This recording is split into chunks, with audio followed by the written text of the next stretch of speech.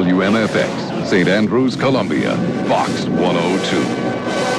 The Fox 102 Garage Tape, sponsored by Star Music. And welcome into another session of the Fox 102 Garage Tapes. And today our featured band is Blightobody, and we'll be talking to members of Blightobody.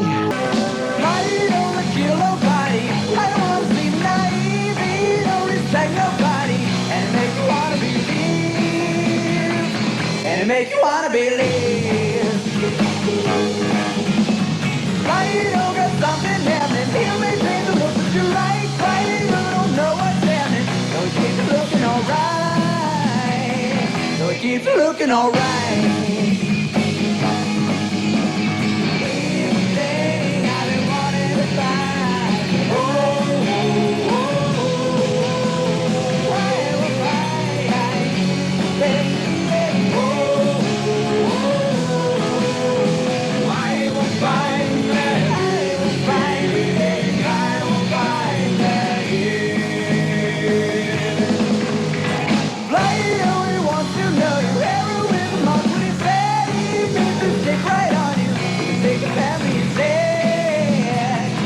Take your family instead. He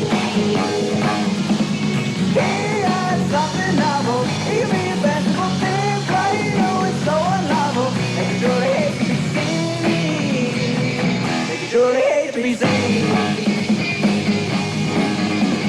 He's the thing I've been wanting to find. Oh, oh, oh, oh,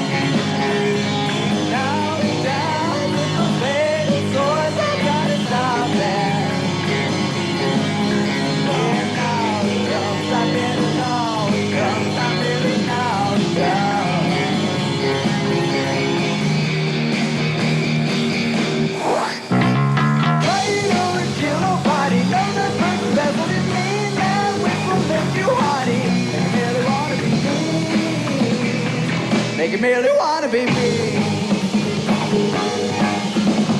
Why you know we just the only think about what's up with all things on the task of showing. Why it takes pretending at all?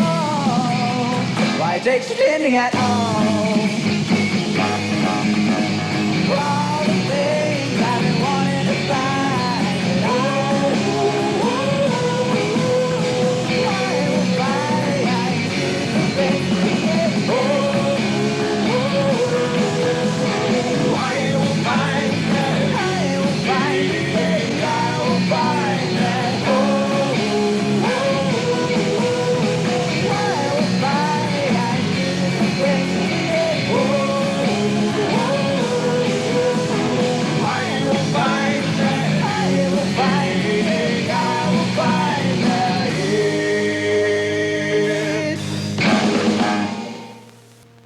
Fox 102 with the Garage Tapes and Blightobody. We have Brian McCarter here, the singer and singer and guitarist for the band.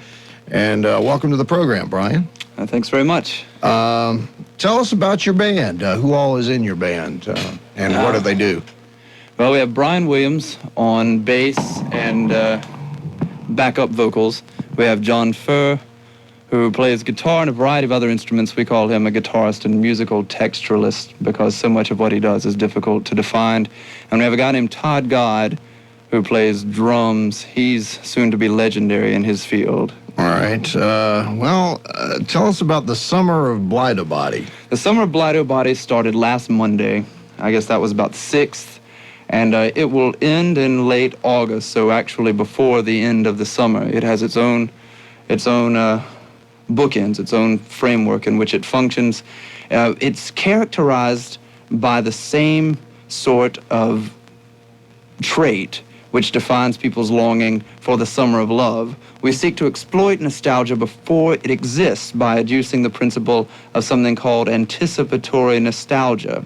That is, we encourage people to pursue things that they believe will mark their summer for them, say, 20 years hence, in retrospect. It's a question of pursuing nostalgia with a vengeance, of stalking nostalgia rather than waiting for her to happen. All right, and this living room wrestling now.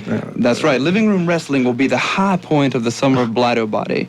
It is just like pro wrestling with two primary distinctions. One of them being, of course, that it is transferred from the wrestling ring to the living room. People are wrestling on carpet. There are couches and lazy boys and lamps around, and people sit around watching this and hopefully liking it if they're not having bodies flung on them. And the second distinction is that unlike pro wrestling, living room wrestling is real. Now we're going to transport that to Rockefeller's Saturday, July 27th. It's going to open for my band. There's going to be a living room wrestling match before our performance. Instead of having an opening band, there are going to be the couches in there. There's going to be the carpet. There's going to be the television, the lazy boys, that kind of thing. So come ready to relax. It's going to be a lot of fun. It'll be nothing like you've ever seen. It's truly the most surreal thing I've ever experienced. Living room wrestling. That's right. Rockefeller's on July the 27th. July the 27th, a match between a man called Hank the Tank Buchanan and the Trump Tower. And so instead of getting hit with a chair, we'll get the coffee table this time. That's right. Very possibly that. In fact, the coffee table was the foreign object in the most recent match. All right, let's talk about this next song here called Juice Eye. Juicy Eye. Or Juicy yeah. Eye. That's on our new tape called Modern Pressure Vessel. It'll be out in about 3 weeks, and you'll be able to buy it in Manifest Records here in Columbia and probably Peaches and 5 Points. All right, well, without any further delay, from the Fox 102 Garage Tapes, here is Juicy Eye from Blightobody on Fox 102. Call me Juicy Eye, my love. You say you used to try, I know. And Juicy Eye is significance that it might end you so cheap again. It will get you then. Juicy Eye wants to sing. Juicy Eye's quoting from me like a fucking modern president of the misunderstood and of it don't mean a thing. Come on, Juicy Eye. Juicy Eye, just live, it goes on and on. It's the same slow thing I know. Juicy Eye, it wants to open this light. Juicy Eye, don't try anymore. Juicy Eye, don't try no more. Call me Juicy Eye, my love. Juicy Eyes make cry about a show. And I refuse to swallow something that will get a bottle of the dynamite. You don't make me cry. When Juicy Eye wants to sing, Juicy Eye is gorgeous and mean. That's like the cross of practice. It's slow and technical, it's simple. Try to make me sigh. Come on, Juicy Eye. Juicy Eye, it wants to be on its way. The same slow thing I know. Juicy Eye, it wants to open the sky. Juicy Eye, don't try anymore.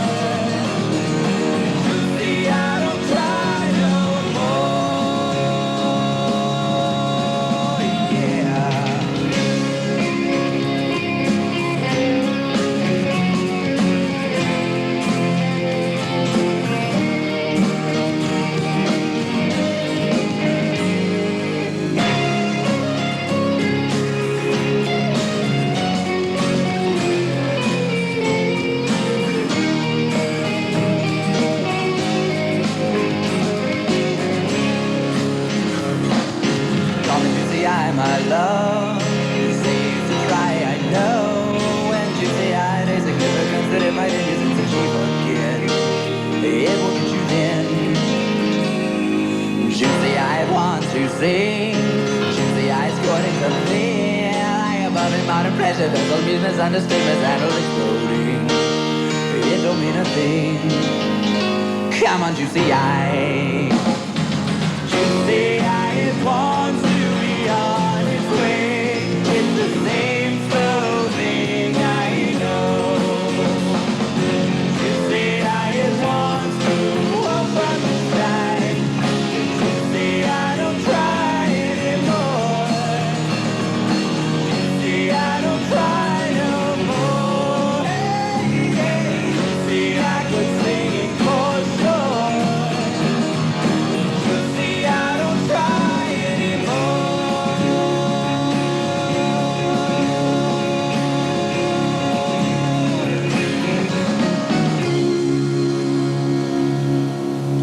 The Fox 102 Garage Tapes, Blightobody. It's called Juicy Eyed. And with us, Brian McCarter of Blightobody.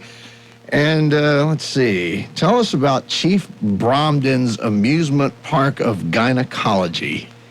Well, that is a collection of songs from which our last tape called Gyna Park was taken. There were 6 songs on that tape. There are 14 songs in the collection. It is a concept album of sorts in that it seeks to convey a story, but it does so differently from most concept albums. Most of them, of course, telling stories in a horizontal, chronological fashion. That is, they have a narrative. This story seeks to convey itself by way of, well, images, layers of images, in a vertical way rather than a horizontal way. There is, however, a central narrative upon which all this is based, and that is, well, that's something worth talking about. Chief Bromden, as most people know, is one of the main characters. He's in fact the protagonist in King Kesey's novel One Flew Over the Cuckoo's Nest. He's the big Indian, for those of you who have seen the movie but don't remember his name, the Miles Forman movie by the same name.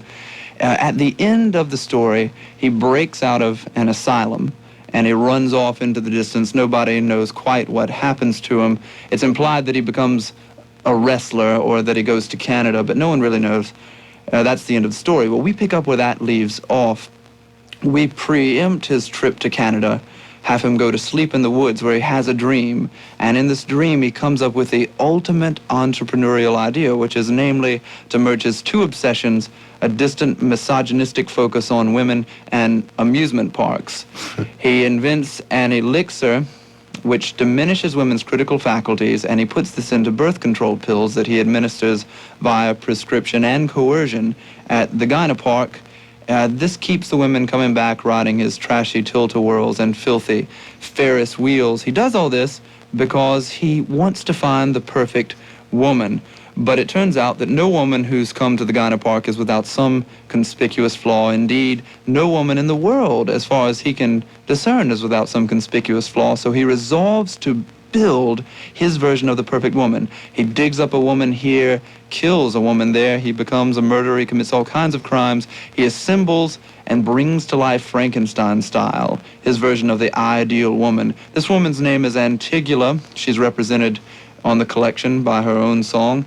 And she, in due course, decides that she is a feminist. She burns her bra, burns down the Gyna Park, gives Chief Bromden a catatonia-inducing drug, dips him in wax, and leaves him in a modern art museum as part of a display entitled Chief Bromden's Amusement Park of Gynecology. That's the story upon which all the songs are based, albeit in a vertical layer of images. So, in other words, you get deeper as you get into the album. That's right. It's a very different kind of storytelling. All right. And the nature of art.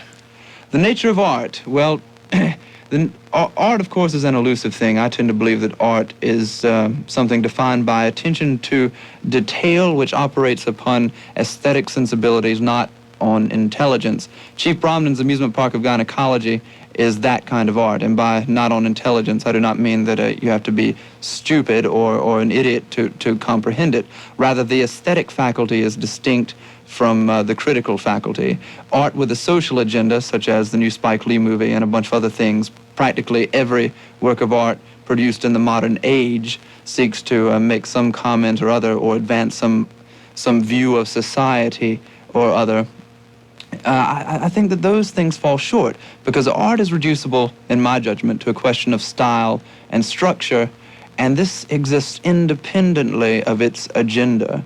I therefore believe that that most of these kinds of things are a little bit too turgid, a little bit too argumentative to be truly attentive to aesthetic detail. That's why you will hear no social jargon, no slogans in anything we do. All right. Well, the band is Blightobody, and I think we have one more song here. That's right. This is Fleshy from the Wetter, isn't it? Right. That's from the Gyna Park collection. All right. So, Fleshy from the Wetty, from the Chief Bromden's Amusement Park of Gynecology collection, from Blightobody on the Garage Tapes from Fox 102.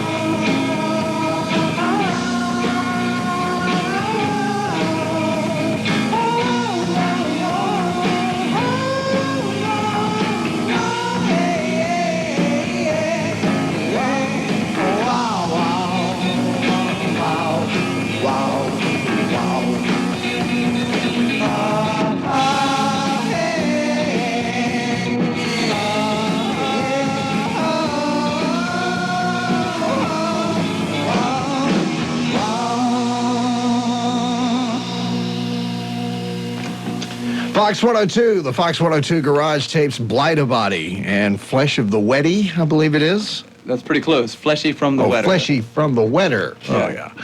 Okay. Some interesting tune titles and some interesting concepts. It's Blightobody, and this Living Room Wrestling is, what, July the 27th? That's right, and our new record's going to be out in about 3 weeks. And so it is this, if this Living Room Wrestling is successful, are we going to maybe see a whole different, what are you going to branch into television and start a series like WCW or anything? I'd very much like to, and I've tried to persuade the people who do this to branch into television. They seem to think it's going to be compromising their integrity, and they also believe, of course, that they're going to be censored because it's just a little bit too violent for television. As if television wrestling isn't violent anyway. Okay, well, we do appreciate you dropping by and speaking with us. Wish we had more time to talk, because this has been an interesting 30 minutes here with Blightobody, Brian McCarter. Thanks a lot for dropping by. Thanks very much. All right. Next week, we'll hear more of Columbia's rock and rollers on the Garage Tapes from Star Music. Again, thanks a lot, Brian, for dropping in with Blightobody and Fox 102 Garage Tapes. Tonight, we rock on with our series on the music scene in Columbia. This may be a hard place to make it, but it's not just Hootie and the Blowfish getting some of the signs of success. Sean Nottingham introduces us to Blightobody. What do you get when you cross the Talking Heads, Metallica, and the Beatles? Blightobody. One of the hottest bands in Columbia. The four-man band formed in 1989. Veterans of the Southeast club scene, they now have a new CD and are starting to show up on the internet and CD-ROM. They even have an appearance on Late Night with Conan O'Brien to their credit. But band members say they still have a lot of work to do. Being on television was just a random occurrence. But as far as our CD and gigging and everything, it's going pretty much as planned. It's just taking longer. We're going to have to work harder than we ever have anything before, and also dealing with something about which we know next to nothing. So, of course, it's very daunting. We'll see what happens. When you're pushing it, baby, you got to go, go, go. Got to get to the big leagues. Get up there and show them what it's all about. What? And for this band, showing them what it's all about is easier than telling them.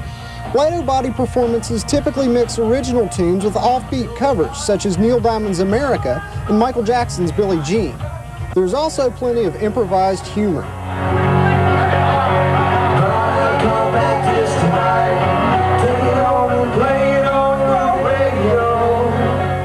This band says that for them, success will have to be all or nothing.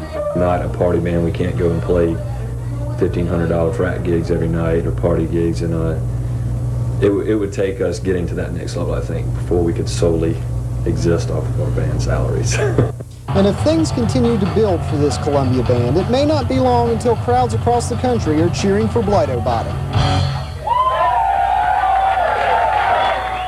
Sean Nottingham, News 19. Tomorrow, we'll focus on Hootie and the Blowfish. To get you in the mood, check out the David Letterman Show tonight on WLTX.